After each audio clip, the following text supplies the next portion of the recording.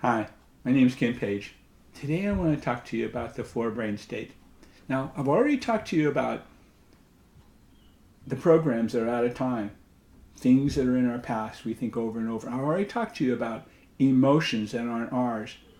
Now I want to talk to you about four brain states that I think are set up relatively early in life, okay? Now, the first brain state is whether we feel safe or not. Is the world safe for you? Are you safe? And believe it or not, most people aren't. So when they get into a relationship or they get into some situation, they circle their wagons to protect themselves. That's their first instinct. It's not safe. And a lot of times it's because of our childhood or our older brothers or sisters or our parents or whatever types of addiction they have or whatever's happened to us when we were young or where we came from. Just millions of things it sets up. This is a very, very important one because if you're not safe, how can you ever be close to somebody? How can you ever trust enough to be open to them? Now, the second brain state is whether you feel strong or powerful. And again, now I'm going to talk to you a little later about the average person. How much energy do they use subconsciously to keep them from their power? What do you think? What we have found with the last 50,000 sessions we did one-on-one, and we asked this question, the answer was over 90%. Now, that might not be true for you, but I'm telling you, it's true for a lot of people. Now, the third brain state, and this is one I had, is whether you feel smart or clever. Now, how did I lose that? It was very simple. I came home, 5, 6 years old, my first report card, I gave it to my mom, right? And I got C's or B's or whatever. And she went and found her report card, and she had straight A's, and she compared it. And at that point, I never felt smart or good enough. So what did I do? I competed with myself for the next 40 years. Never good enough. I don't care if I had $1 million. That wasn't enough. I had to have 2 million. Whatever I had to have more because I wasn't good enough. Over that stupid report card. So you can see how these things might get set. Very unintentional, but it just imprints us for generations. Okay?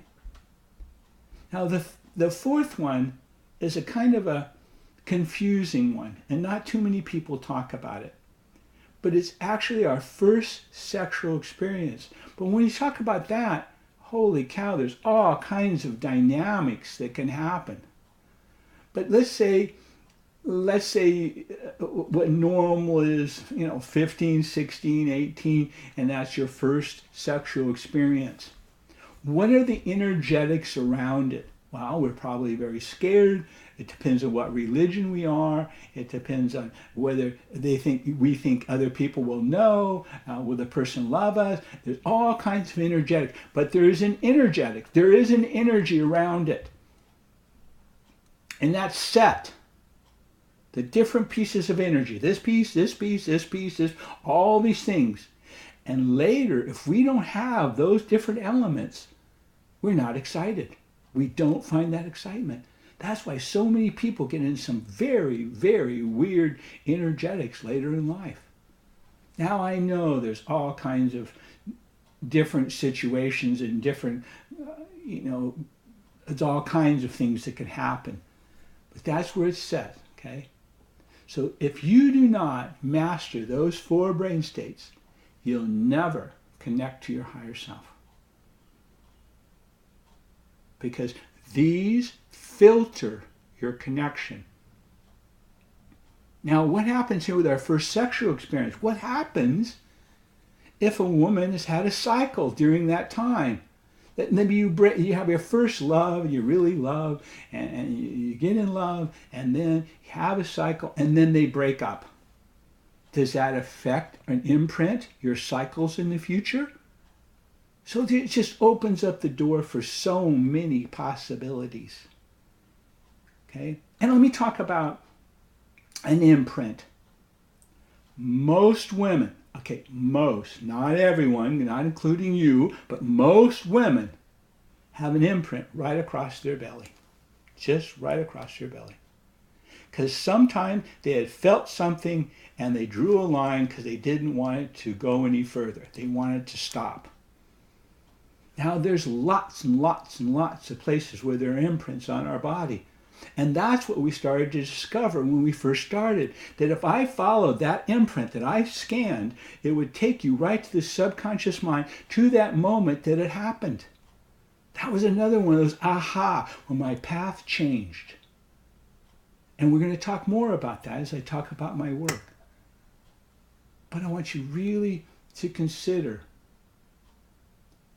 all the different ways that we're imprinted and these four brain states. If you want to go on the website, if you want to look in the search bar, if you want to bring them up, and you can bring up the other four, the higher, lighter ones.